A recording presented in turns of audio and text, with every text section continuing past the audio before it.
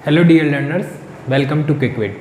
जैसा कि हम हमारे प्रीवियस वीडियोस में सब्स्टिट्यूशन मेथड, एलिमिनेशन मेथड और ग्राफिकल मेथड देख चुके हैं। ग्राफिकल मेथड में तो हमने क्या देखा था कि जहाँ पर दोनों लाइंस आपस में कट करती है वो पॉइंट सॉल्यूशन मिलता है।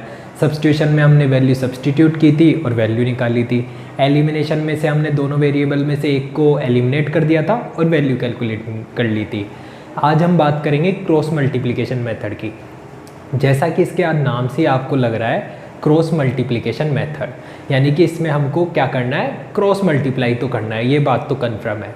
अब वो कैसे करना है उसके लिए मैं आपको कुछ ट्रिक्स बताऊंगा और फिर मैं आपको एक क्वेश्चन करा के आपको सॉल्व करवा दूंगा। ठीक है, तो देखिए, मान लीजिए अपने पास दो इक्वेशन है, a1x plus b1y plus c1 बराबर 0, a2x plus b2y plus c2 बराबर 0। अब आप बोल रहे होंगे आज तक तो हम ऐसे लिखते थे कि a1x plus b1y equal to c1 लिखते थे। नहीं, उससे कोई फ़र्क नहीं पड़ेगा। मान लीजिए ये c1 को मैं इधर ले आया तो भी क्या फ़र्क पड़ा, b1y ये तो जनरल फॉर्म है, तो मैं इसको ऐसे भी तो लिख सकता हूँ। मान लीजिए c1 की जगह कोई c4 होगा, फिर मैंने यहाँ पे मान लीजिए c4 और इसको मैं ऐसे डिनोट कर दूँ a1x b1y और प्लस c1, और मैंने मान लिया कि जो c1 है वो माइनस c4 के बराबर है।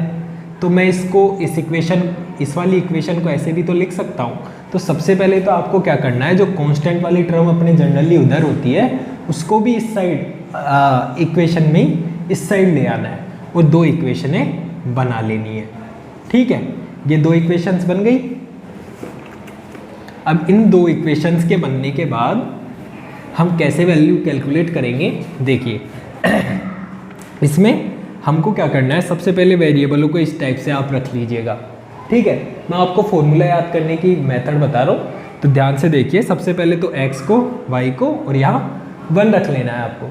ठीक है, अब आपको क्या है, एक सर्कल चलानी है, तो इसमें सबसे पहले अपने को क्या लेना है, b1 b2। देखिए मैंने सबसे पहले किसको लिया, b1 b2 को ले लिया।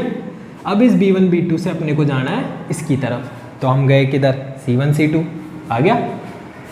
ठीक है, अब x के साथ केवल आपको वो कोफिशिएंट रखने हैं जो x के मल्टीप्लिकेशन कोफिशिएंट नहीं है।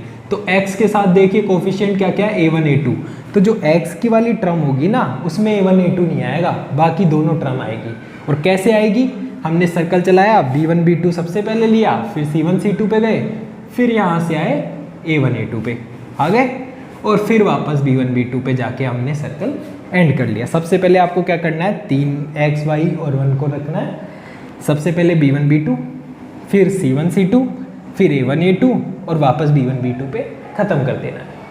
अब फॉर्मूला कैसे बनेगा, x डिवाइडेड बाई सबसे पहले b1 c2 minus b2 c1 आ गया, इक्वल टू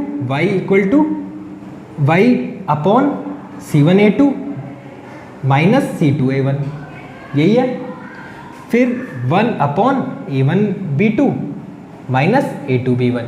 यह आपको मेथड है याद रखने का इस फॉर्मूले को, कि आपको क्या करना है, सबसे पहले सारे कोफिशिएंटों को इस तरीके से लिखना है कि b1 b2 सबसे पहले, फिर c1 c2, फिर a1 a2 और फिर b1 b2। ठीक है, और फिर आप इससे फॉर्मूला याद रख सकते हैं।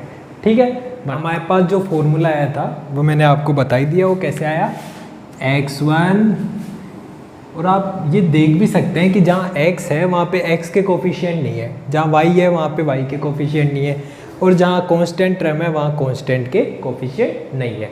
ठीक है, अब ये फॉर्मूला में कैसे आया था मैंने आपको बता दिया। अब हम एक क्वेश्चन लेते हैं, जैसे मान लीजिए ये इक्वेशन 1 है और ये इक्वेशन 2 है। ठीक है, तो सबसे पहला काम तो हमको क्या करना है, जो कांस्टेंट टर्म है उसको भी इधर ही ले आना है। तो ये इक्वेशन काई में चेंज हो जाएगी, 2x प्लस 3y माइनस 46 और 3x plus 55 minus 74 equal to 0। ये आप इनको इक्वेशन नंबर दे दीजिए। ठीक है, अब आपको क्या करना है, सबसे पहले इनको लिख लीजिए। a1 a2 क्या है, 2 3, b1 का है, a1 इक्वल टू 2 है, a2 इक्वल टू 3 है, b1 इक्वल टू 3 है और b2 इक्वल टू 5 है, c1 इक्वल टू क्या है, माइनस 46 और c2 इक्वल क्या है, माइनस 74। ठीक है, अब यहाँ वैल्यू पुट कीजिए x। ठीक है, x सबसे पहले क्या है, b1 की वैल्यू क्या है 3 रख दी, C2 की वैल्यू क्या है -74 रख दी, माइनस B2C1, अब B2 कहाँ है 5, ठीक है, और C1 कहाँ है -46 रख दिया। ये तो आया x का काम। अब y की रख लीजिए, y में क्या है सबसे पहले C1 A2, C1 का है -46, फिर क्या है A2 क्या है 3, ठीक है, फिर क्या है माइनस का चिन्ह आ गया, C2 का है -74 और फिर क्या है A1 की जगह A1 की वैल्यू रख दी 2। अब कांस्टेंट वाली टर्म देख लीजिए, ये 1 है 1, ठीक है, तो 1 A1 का है 2, B2 का है 5 माइनस और A2 क्या है 3 और B1 क्या है 3, ठीक है। ये सब कुछ अपन ने वैल्यू पुट कर ली। अब इनको मल्टीप्लाई कर लीजिए, 3 4 जा 12, 1 हासिल का लगा, 3 7 जा 21 और 22, ठीक है, तो -222, क्योंकि प्लस और माइनस मल्टीप्लाइंग होते हैं माइनस का टर्म आएगा, ठीक है। इसके बाद में यहाँ देखिए ये माइनस है और ये भी माइनस है, तो ये दोनों प्लस के हो जाएंगे और 46 को 5 से मल्टीप्लाई करेंगे तो आपके आ जाएगा 230 आ जाएगा। अब इस वाली टर्म पे आते हैं, -46 को 3 से मल्टीप्लाई करोगे तो माइनस के 138 आएगा, क्योंकि एक प्लस की डिजिट है एक माइनस की डिजिट है, तो रिजल्टेंट का में आएगा माइनस में आएगा। अब यहाँ देखिए आप, ये भी माइनस का ये भी माइनस है, माइनस माइनस प्लस हो जाएंगे और 74 को 2 से मल्टीप्लाई करेंगे तो 148 आ जाएगा।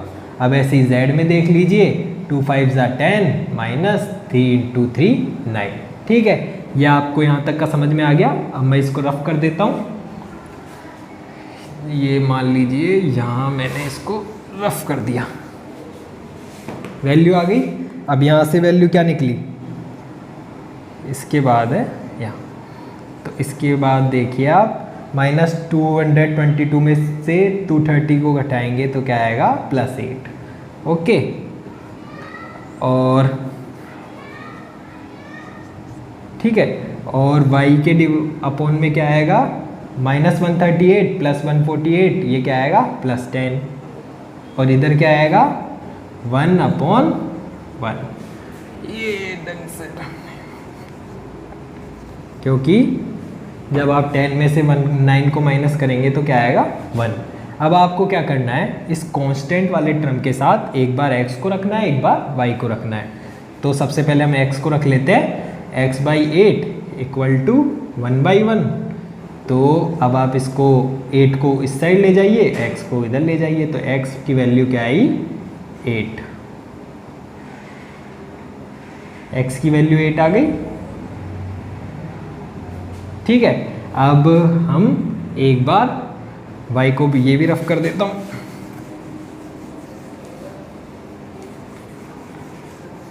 अब मैं क्या करता हूं, एक बार y की वैल्यू को रख लेते हैं, y/10 = 1/1। तो जब इसमें वैल्यू निकालेंगे तो y की वैल्यू क्या आ जाएगी 10। तो हमारे पास x क्या आया 8 और y क्या आया 10। अब आप इन वैल्यू को पुट करके भी देख सकते हैं कि आंसर सही है या नहीं है। तो 8 और 10 को इसमें पुट कर लीजिए, 2 8, x की जगह 8 रख लीजिए और y की जगह 10 रख लीजिए, तो ये क्या आया 16 + 30 = 46, और वो RHS भी 46 है, यानी कि हमारा आंसर करेक्ट है। तो सबसे पहले आपको क्या करना है, सबसे पहले तो आपको फॉर्मूला याद रखना है। वो हमने कैसे बनाया है, सबसे पहले x, y और कांस्टेंट, फिर b1 से सर्कल चालू करनी है, b1 b2, फिर c1 c2, फिर a1 a2 और फिर b1 b2, फिर उनको क्रॉस मल्टीप्लाई करेंगे तो आपके पास फॉर्मूला बनेगा x/b1 c2 - b2 c1, y/c1 a2 - c2 a1, और constant 1/a1 b2 - a2 b1। कैसे आया समझ गए आप। और सबसे पहले लेकिन एक चीज़ हमेशा याद रखनी है कि जो ये इक्वेशन हमको इस रूप में मिलती है, जहाँ पे हम क्या है कांस्टेंट टर्म L जो हमारा RHS पार्ट में होती है उसको सबसे पहले आपको LHS में लेके आना है और ये इक्वेशन को इस रूप में चेंज कर देना है। नहीं तो आप इस तरीके से करेंगे ना तो आपके आंसर्स में गलती आएगी। तो आज हमने क्या देखा क्रॉस मल्टीप्लिकेशन मेथड देखा, उसको कैसे बनता है वो देखा और उससे एक क्वेश्चन सॉल्व किया। आप भी प्रैक्टिस कीजिए और अगर आपको कोई भी डाउट है, कुछ भी है, तो आप हमें कमेंट करके बताइए और हमारे चैनल को लाइक कीजिए, सब्सक्राइब कीजिए और हमारे ऐप को डाउनलोड कीजिए। Thank you.